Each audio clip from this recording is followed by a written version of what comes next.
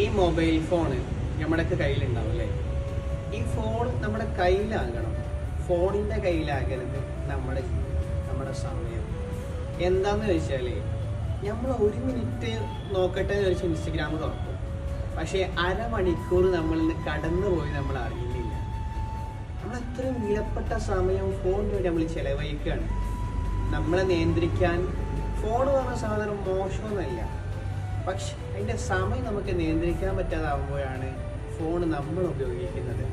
എനിക്കും നിങ്ങൾക്ക് ലക്ഷ്യങ്ങളുണ്ട്, സ്വപ്നങ്ങളുണ്ട്, ചെയ്യാൻ ഒരുപാട് കാര്യങ്ങളുണ്ട്. എന്നാൽ ഒരു ദിവസം മണിക്കൂറുകളോളം നമ്മുടെ സ്വപ്നങ്ങളും അതിനൊക്കെ നമ്മൾ മാറ്റിവെക്കേണ്ട സമയം ഈ ഫോണിൽ സ്ക്രീനിൽ ചിലവഴിക്കുകയാണ്. പ്രത്യേകിച്ച് ലാഭമൊന്നുമില്ല. അതാ പറഞ്ഞത്, ഈ ഫോണ് നമ്മുടെ ആവശ്യങ്ങൾക്ക് വേണ്ടി നമുക്ക് ഉപയോഗിക്കണം. ഈ ഫോണ് നമ്മൾ ഉപയോഗിക്കുന്ന അവസ്ഥ ഉണ്ടാക്കരുത്. അതുകൊണ്ട് ഇന്ന് നമ്മൾ തീരുമാനം എടുക്കുക, എനിക്ക് ഫോണിലൊക്കെ ഒരു സമയം വേണം. അത് എനിക്ക് വേണ്ടിയാണ്, അല്ലെങ്കിൽ ഫോണിന് വേണ്ടിയല്ല.